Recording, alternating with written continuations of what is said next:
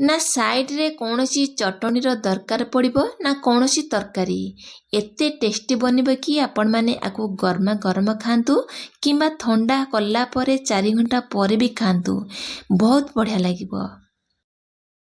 एइठी मु परटा को आपण मानकु देखौछि देखंतु केते सॉफ्ट बनिछि आकु रखिबार 4 घंटा परे भी ई एमिति सॉफ्ट रहइबो। आपण मानकु चिरी के एठी देखौछि देखंतु भीतर लेयरिंग पूरा केते परफेक्ट बनिछि एमिति रहिबो खाइबा पई बहुत बढ़िया लागिबो।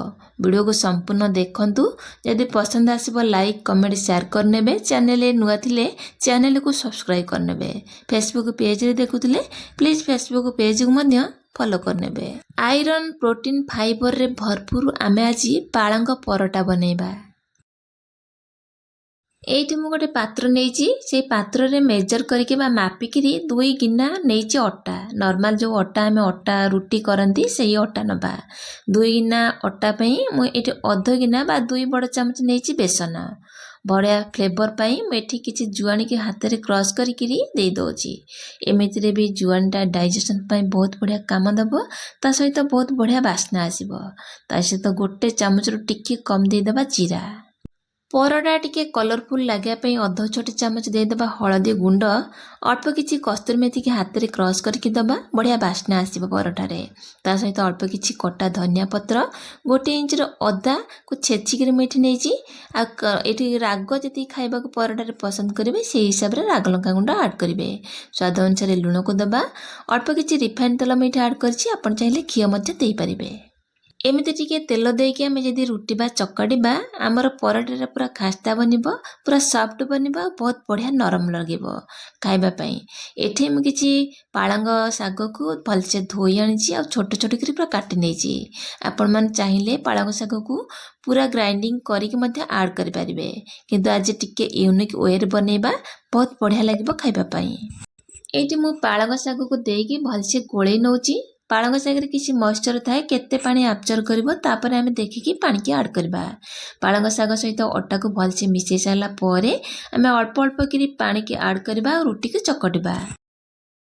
एठी मो अट्टा सहित पाळंग साग को भलसे मिसै सालानी अल्प अल्प की पानी दबा एका साथरे आमे ऐड करबानी जेहेतु पाळंग साग टिके नरम बा सॉफ्ट साग तारे पानी थाए तनो अल्प अल्प पानी देकी आमे सब गुडा को आस्ते आस्ते की चकटी नबा।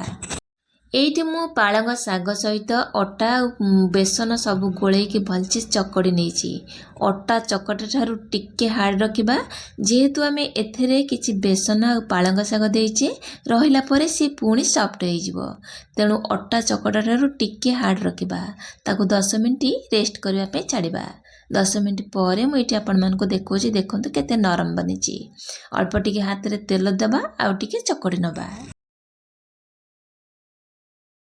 एइठी मु सब गुडा को गोल माने बॉल टाइप रो बने नै जे जेडी गोला आमे रुटी करबा तापर आमे रुटी बेलिबा अल्प टिके अट्टा स्प्रिंकल करनबा तापर हल्का हल्का आमे जेमती रुटी बेलंती सेमिति ही बेली नबा।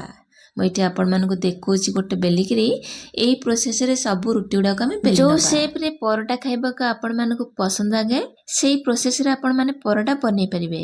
मुठी 4 कणिकिया बनेइबी परोटा जेमिति हमर लेयरिंग ता भीतरटा बढ़िया रहइबो माने भीतर लेयरिंग बहुत रहइबो सेति पई गोन गोल करी बेली साला परे ओ मझिरे टिके मु तेल लगै नउछि तापर हम ताको फोल्ड करबा।